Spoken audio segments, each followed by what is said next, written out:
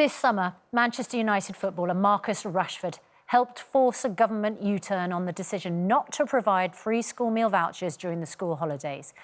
And this week, he was awarded an MBE.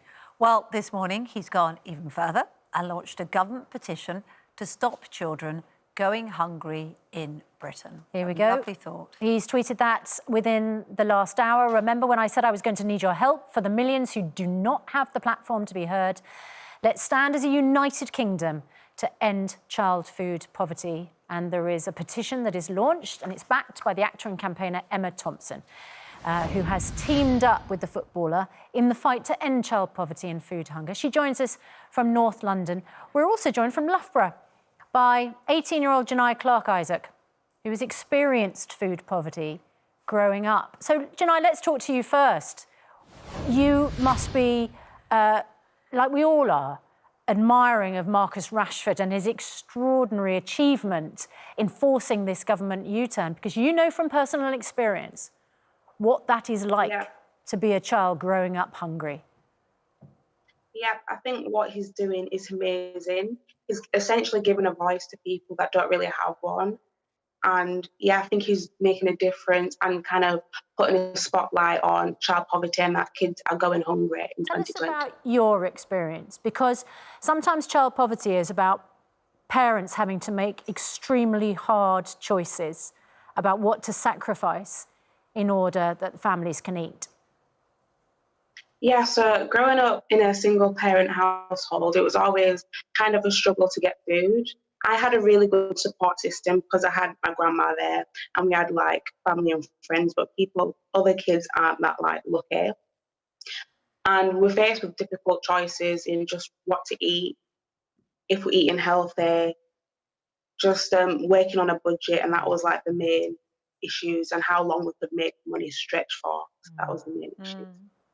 And I'm sure that was a challenge that you felt, both in terms of the pressure of it, but also just the lack of food had an impact on you and your study and the way you had to approach life.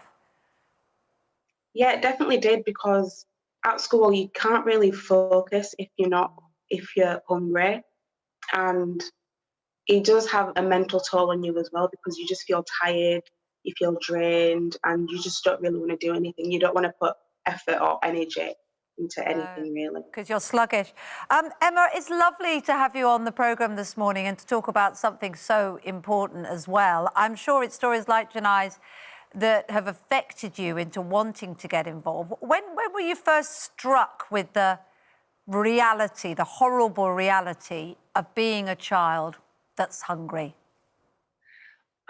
It was a couple of years ago, actually, and I was doing some publicity and sitting next to an extraordinary campaigner called Lindsay Graham, who'd experienced food insecurity herself, and she was talking about holiday hunger, and I thought, what's that? I was so ignorant, because, of course, during the holidays, children who are on free school meals don't get those meals, and for some of those children, many of them, that's the only hot meal they get during the day.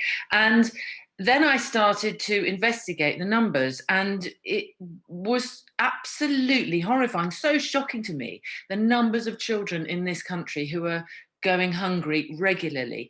And so I, with Lindsay, joined the Food Foundation, and I started to meet young people like Jani and hear their stories. I mean, Jani, what you didn't say was something you told me, because you're a sports girl, you're really sporty, and I remember you telling me that you had to choose between eating and doing sport. If you did sport, it just made you hungrier. So often you wouldn't do your sport, which you were passionate about, because you knew you wouldn't get the food to support your system.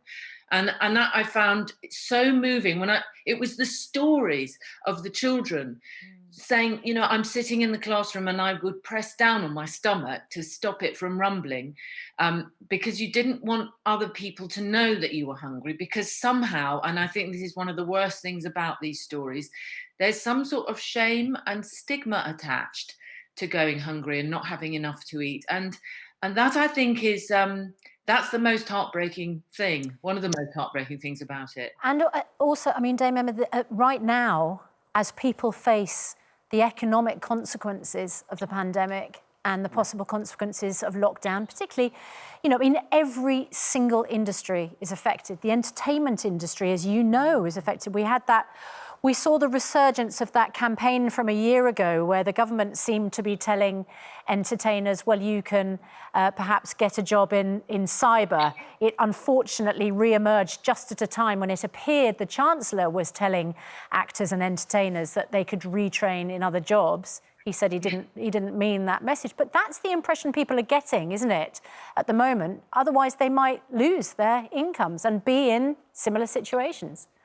Yes, I mean, for people in already poverty-stricken situations, and modern poverty is very grinding and very difficult to get out of, the pandemic has just made it worse. So for all these children, that's why Marcus's petition is so timely and so important, because the pandemic has made it so much worse. I met a young mother in Manchester with Marcus who was so unbelievably heroic. She had 3 kids. She just lost her job as a receptionist because of the pandemic, and just didn't know where to turn. I mean, finally, a food bank helped her out. But it's also very difficult for people in this situation to know what help to access, because it's quite complicated. Yeah. It's made quite complicated. So there are lots of layers of difficulty, and all of those layers are made worse by the pandemic. Yeah. So what we're praying for now, and what Marcus has kicked off, oh my God, I just did a football pun, I'm so sorry. Yeah, you're absolutely right. You're justified. Spot on. It's a petition that is going to ask every member of the public who cares about children holding their tummies so no one can hear them rumbling, to sign it and end child poverty, with the 3 asks that were put together by the National Food Strategy, which was commissioned by the government itself and written by the marvellous Henry Dimbleby. So that's what we're asking this morning. Everybody get online and sign that petition, and you'll help so many young people like Jani. Yeah, it's lovely to talk to you, Dame Emma Thompson. And Jani, thank you for joining us and being with us. And I mean, Marcus Rashford, what... You know, footballers get a tough time sometimes. You know, they're all overpaid and they behave badly, and you know all the criticisms. Even the health secretary made one earlier on. They should take a pay cut. But what a remarkable thing he's done. Amazing. But it's because he's been through it. He's the real thing. And his mother is, I mean, has to be one of the great heroines of our time. Yeah, absolutely right. Jani and Emma, thank you both very much indeed.